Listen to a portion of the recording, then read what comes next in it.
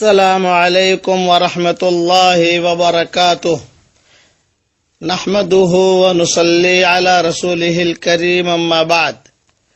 آج کا سبق سن لیجئے۔ گھٹنوں کی درد کی بہت شکایت لوگوں کی طرف سے آ رہی ہے۔ ایک قرآنی نسخہ ملا ہے گھٹنوں کے درد کے سلسلے میں جو بہت مجرب ہے، لیکن ایک بات کا خیال رکھنا، یہ جو نسخہ بتا رہا ہوں یہ حدیث کہہ کر آگے مت بڑھانا ورنہ گناہ ہوگا۔ یہ علماء کا تجربہ ہے جو عرض کر رہا ہوں۔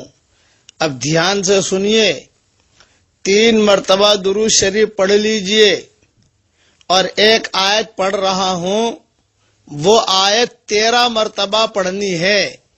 12 مرتبہ سے بھی کام نہیں چلے گا، 14 مرتبہ سے بھی کام نہیں چلے گا، 13 کا عدد ہونا چاہیے، اس کا خاص خیال رکھنا۔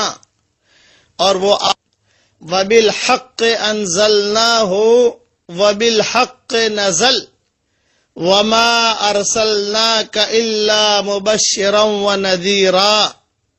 سورہ بنی اسرائیل میں یہ آیت ہے، آیت نمبر 105، اور یہ پڑھ کر دونوں گھٹنوں پر دم کر دینا ہے، یعنی 26 مرتبہ یہ آیت نہیں پڑھنی بلکہ 13 مرتبہ پڑھنی ہے۔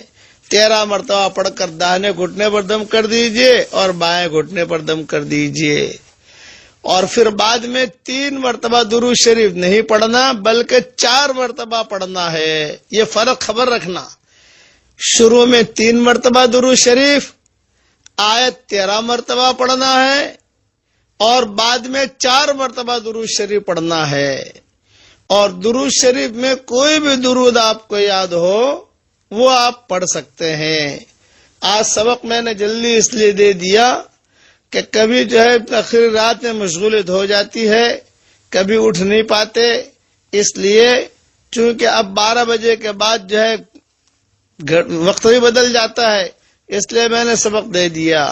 اللہ تعالی ہم سب کو عمل کرنے کی توفیق عطا فرمائے، اور جس کے گھٹنوں میں تکلیف ہو اللہ تعالی ان سب کے گھٹنوں کی تکلیفوں کو دور فرمائے، اور اللہ جل جلالہ عما نوالہ ہر لائن کی عافیت ہمارے لیے مقدر کرے، اور اللہ عمل کرنے کی توفیق عطا فرمائے۔ درود شریف کا بھی اہتمام کرو، قرآن شریف کی تلاوت کا بھی اہتمام کرو، اللہ تعالیٰ اپنے فضل و کرم سے دین پر چلنے کی توفیق عطا فرمائے۔ والسلام علیکم ورحمۃ اللہ وبرکاتہ، وآخر دعوانا ان الحمد للہ رب العالمین۔